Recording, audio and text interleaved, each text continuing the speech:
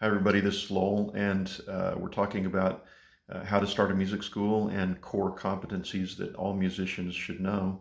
And the last video I set up this section of core competencies, which I'm talking about composition. And one of the most important things that a composer can do is to learn how to transcribe. When you are listening to another person's ideas, and you can actually capture those ideas and put them down in notation, music notation. There are different ways of this process. Modern musicians may say, well, music notation is of the past. And so, I'm just going to listen to a recording and then just play it back, based upon my own skill on my own instrument.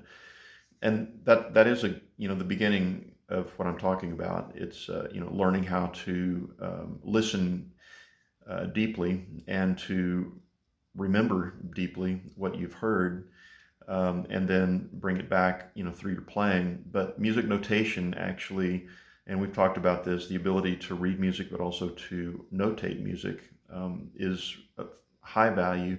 It's no different than building a building with blueprints. You wouldn't try to basically walk out with a whole bunch of skilled, um, people that build people who are skilled in construction. Construction workers. You wouldn't walk out there and say, "Okay, let's all go build a building" with no blueprint. It would be a massive failure, even though all the people that you're talking about and working with are skilled. You have to have something that's put down on paper that's a blueprint that shows how everybody's part fits together.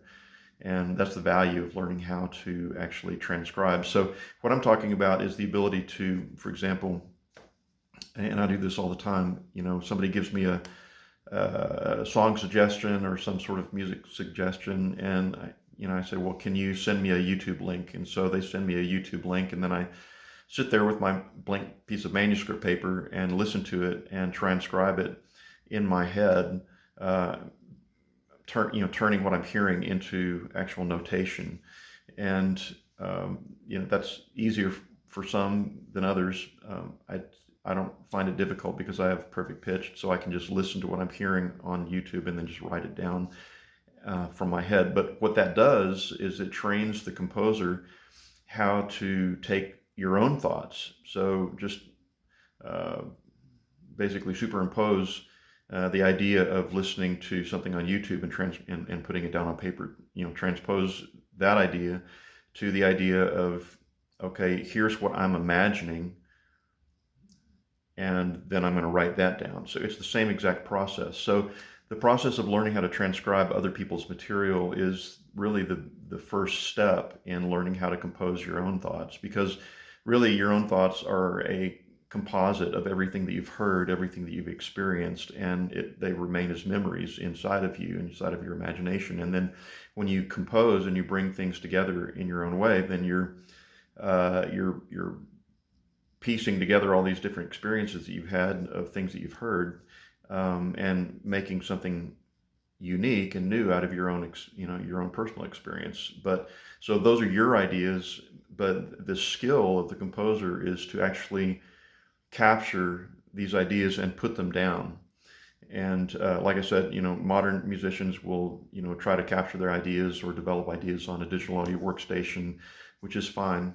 But the kind of skills that I'm talking about are centuries old, and they haven't disappeared. And even some of the highest music schools in our nation that are contemporary based, like Berkeley, they require their students to learn how to read. They require their guitar players to learn how to read, and to understand how to notate things. And so notation's not going away. I'm sorry for those who think that it will. You're basically sidestepping one of the most important aspects of learning music, and that's just being blunt. You need to learn how to read and write music if you're going to be a successful musician.